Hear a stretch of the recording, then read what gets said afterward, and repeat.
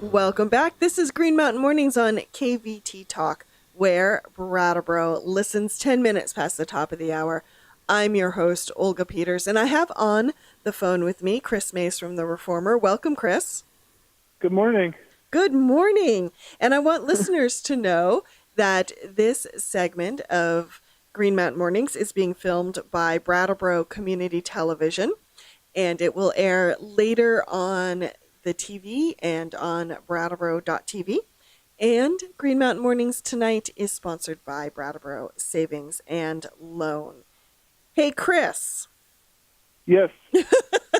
Just making sure you're still there and still awake. Oh, yeah. Tell me a little bit about an article that you just had in the paper about the Vernon Selectboard putting the kibosh on a solar project. Yes, Green Lantern Group, which is a Vermont-based company, has been looking at different sites around the state, and there's a few sites in Windham County in different development stages. And the one in Vernon has come up before the Select Board, and the Select Board voted to send Green Lantern a letter telling them they would not be signing a letter, a joint letter with the regional commission, saying that this land is a preferred site for solar because that's what the solar group is looking for that. And the Select Board says they don't want any industrial development on agricultural land. It's on Pond Road. It's on a parcel on Pond Road. Mm-hmm. And so tonight, Green Lantern is going to be at the meeting. A representative from Green Lantern will be at the meeting and try to talk the Select Board into maybe reconsidering this. But they're saying it would go against the town plan because the land is used for farming, and they don't want to ruin the character of it in any way. Mm-hmm. Well, that's been a concern that the Windham Regional Commission has raised around solar in the past too, that the commission has said it's a great renewable, but because we don't have a lot of good agricultural land in Windham County, it should be preserved for agriculture and not have any kind of renewable projects such as solar built on them. Yeah, I think the first step was going to the Select Board, and if the Select Board approved of it, then the Regional Commission would take a look at it too and be more likely to sign on to this joint letter. Mm-hmm. But the Select Board chairman said there's other sites in Vernon, and Green Lantern is aware of that. They're actually in talks with a gravel pit owner. And so they're looking at all their options in Vernon, and there are a few sites told that could be used for solar instead. And what about you attended a candlelight vigil recently? Tell us a little bit about that. Yeah, last week in downtown Brattleboro, there was a candlelight vigil hosted by Woody Bernhard. Mm-hmm. He's a Marlboro resident, and he's been bringing this banner to all these different towns, and some of them host it for a week, like Brattleboro. This will be, I believe it's the second or third time that Brattleboro will have his banner over Main Street, which says "We celebrate civil rights." Mm-hmm. And so he invited legislators to come talk about democracy and some of the threats we're seeing today. A lot of the lawmakers, well, I should probably say they're all Democrats. So there was a lot of concerns about the current administration in Washington. Mm-hmm. So they talked about concerns over Russian meddling in the elections and the need, or they encouraged people to get out and vote and register their friends to vote and get the young kids to vote. Representative Mike Mrowicki actually mentioned the State House protest by the students who were pushing for gun control. He said all the kids there who were old enough to vote indicated that they would vote, and the kids who weren't old enough said that they would register to vote as soon as they were able to. Yeah, I have a feeling we're going to see a lot of young voters to the polls in the midterms and the upcoming Yes. election. Yeah. We are back. This is Green Mountain Mornings on KVT Talk, where Brattleboro listens. I'm your host, Olga Peters, and I have on the phone with me Chris Mays from The Reformer. Welcome back, Chris. Thanks. So glad you can be here. And, I have a little trivia for you. Uh-oh. This is from Bloomberg, and it's about milk. You'll see. You'll stick with me. You'll see where I'm going with this. So retail sales of traditional milk are projected to drop by 1.2% in 2018, according to Bloomberg, while sales of alternative milks like oat, soy, or almond are projected to rise 3%.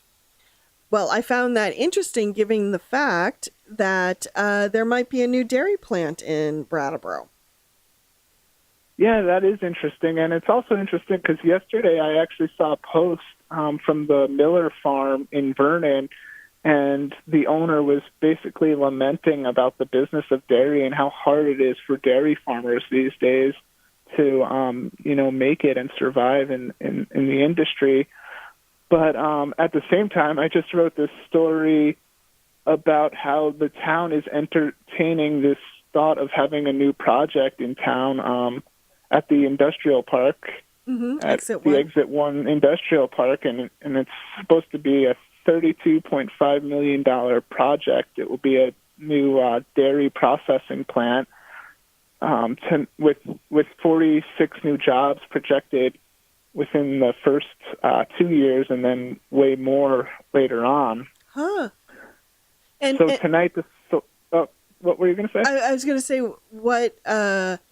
what would this plant, you said it would be processing dairy, but is it processing it for a certain segment of dairy, or just doing everything from whey to cottage cheese, or how does that work? Yeah, that's actually one of the questions I'm hoping to ask tonight if it's not answered from the project leaders.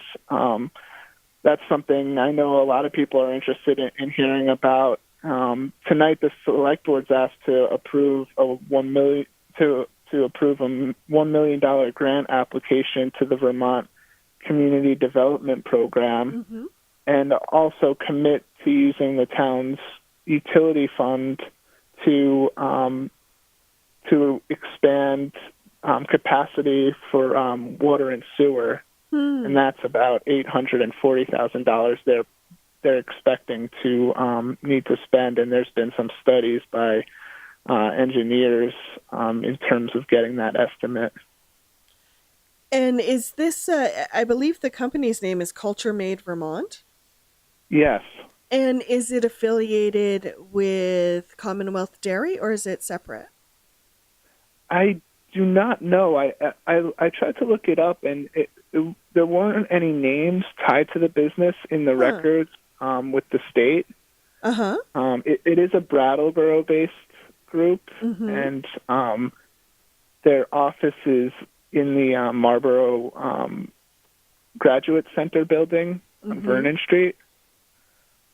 So, there's a lot I'm hoping to learn at tonight's meeting, and I know other people are waited with bated breath too. Yeah, I'm actually looking at the agenda for tonight's meeting right now, and I'm surprised. Peter Elwell tends to go into some fairly deep information in his administrative report, and it's pretty bare bones.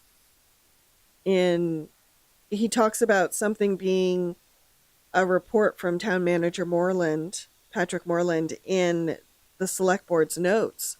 But, yes, quite a little mystery. Yeah, the memo by Patrick is it gave most of the insight to my article.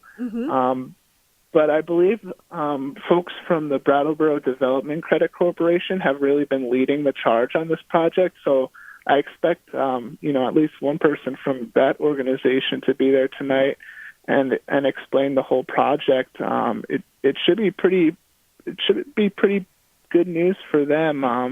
The space was previously home to the defense contractor L3KEO, and they closed last year. So this space has been sitting vacant for about a year. So I'm sure they're excited to get someone in there. And this is just to remind listeners, the Brattleboro Community Development Corporation actually owns a number of properties around town, and this is one of the ones that they own, and then they lease to new businesses. But I would love for you to update listeners on some recent permits that were just given out in Wilmington for a brew pub and a hotel. Yeah, these are projects I've been following for quite some time. More than 2 years now. We have the Hermitage Club's 83-unit hotel near their private ski resort at Haystack. And they were just given an extension of their permit, which expired in September. Okay. And now they'll have until this September to have the project substantially completed, which is going to be a big challenge for the company because they've had financial struggles, and they said that at the hearing. That's why we haven't really been able to do any construction of this project. But at the same time, they opted not to request a reconsideration of their hearing. So to me, that means they'll either have most of the building done by September, or they're not gonna. Or they could actually ask for another extension, but I'm told that's somewhat unheard of. That the DRB over the last few years has not issued an extension of a permit more than twice. So that's something I'm going to be watching for. The other project is the Honora Winery project, which is going to be a big undertaking as well. And it's been a few years in the making as well, right?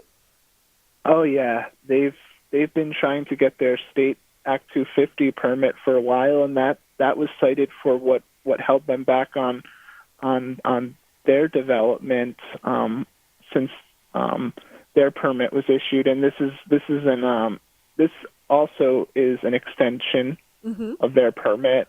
And they expect to have at least part of the business open in the fall. It's a brew pub. Neat. It's a 16-seat tasting room. And it will be 3 barns. With one will be a brew pub and a restaurant, and there will be a kitchen, and there will also be a bedroom and retail space. Nice. Now, remind me, this is the building that if you're heading west towards Bennington, but you come off Hogback on Route 9, and right where 109 meet, there is a very large white barn near the flea market area. That's correct. Okay. That will be wonderful to see that in use, because it is such a huge structure. Yeah, a few people have said that this will be a good project to have there, and they're going to be moving their brewery in Jacksonville over to this location. Oh, okay. But the catch is they're going to have a sewer line built to connect to the municipal sewer. And I can't seem to get an estimate from people on how much this project is going to cost. But the town's economic development consultant, Gretchen Haverluck, is talking with the Economic Development Administration about doing some kind of build-out, because they're going to need a pump station as well. And the Southwestern Vermont Medical Center, the Deerfield Valley campus, they're doing an expansion project right near the flea market. Basically, the flea market sits in between the medical center and the proposed brewery. Right. So they want to connect to this town sewer too. So she's looking into funding opportunities. That's quite an undertaking. Do you know what will happen to the current winery in Jacksonville? Well, the winery will stay. It's just the brewery. Ah, It's a okay. small operation there off Route 100. Yep. Yeah. Oh, fantastic. Well, it's great to see them growing. Yeah, they needed more space, and this will definitely give them more space. Yeah, that building is, I hate to think of it's probably easily the size of the Brooks house. Yeah, Uh, yeah. It's strange to compare because that's such a metro style building, and then this mhm. is three big barns. But yeah, you're probably right. Just to give people a little comparison in their mind. Well, thank you for the information on Wilmington, Chris. Let's slide a little east to Brattleboro and talk about tonight's select board meeting. And both of us were talking about an agenda item that is at the top of the list about tax implications of Act 46 merger on the Brattleboro property tax, and a letter that the board may or may not sign tonight.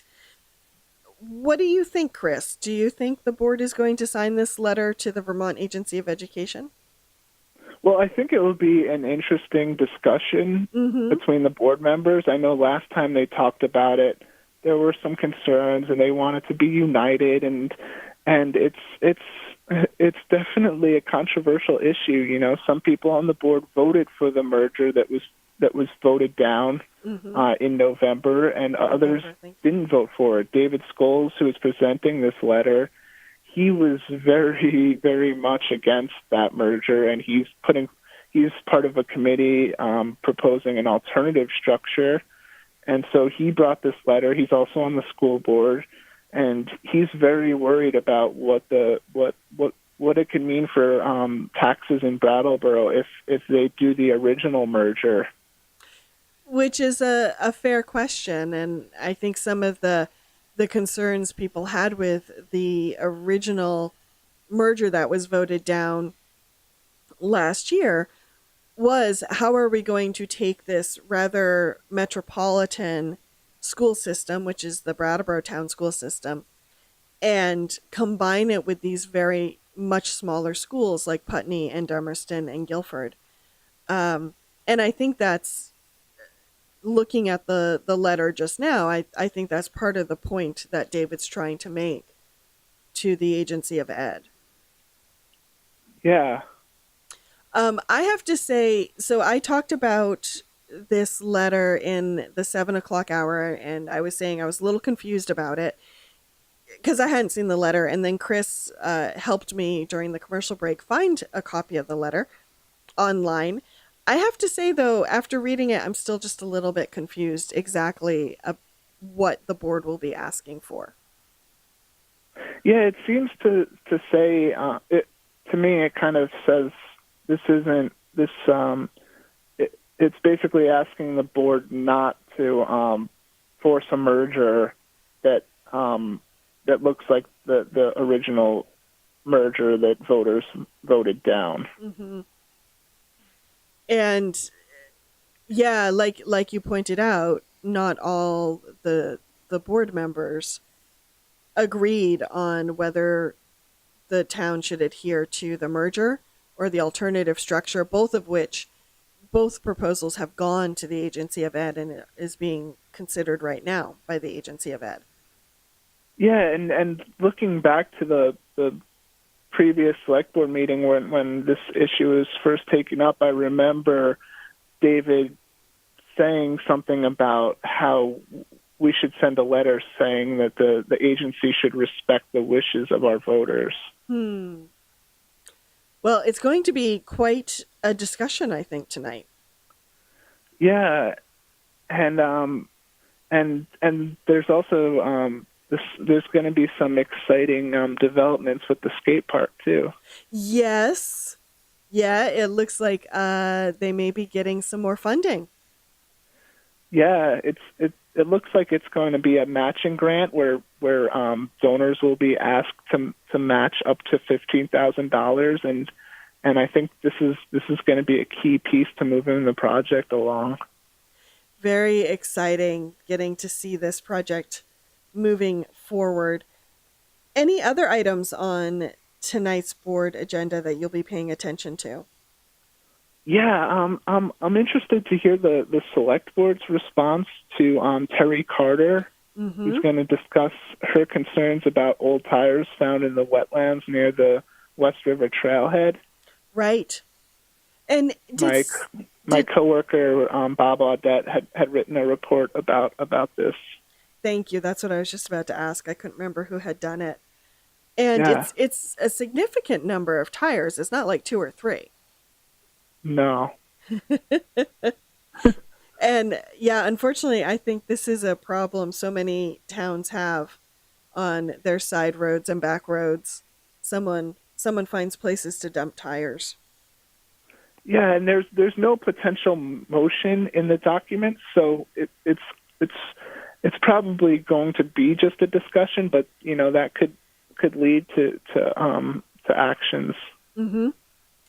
The other conversation that I'm interested in, and again, it will just be a discussion. They don't have any proposed motions. Is the follow-up conversation on different advice or non-binding articles that were voted on during representative town meeting.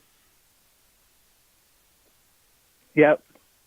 One of them, I think, at the very end of the evening, which after 11 hours, I may be getting this a little foggy.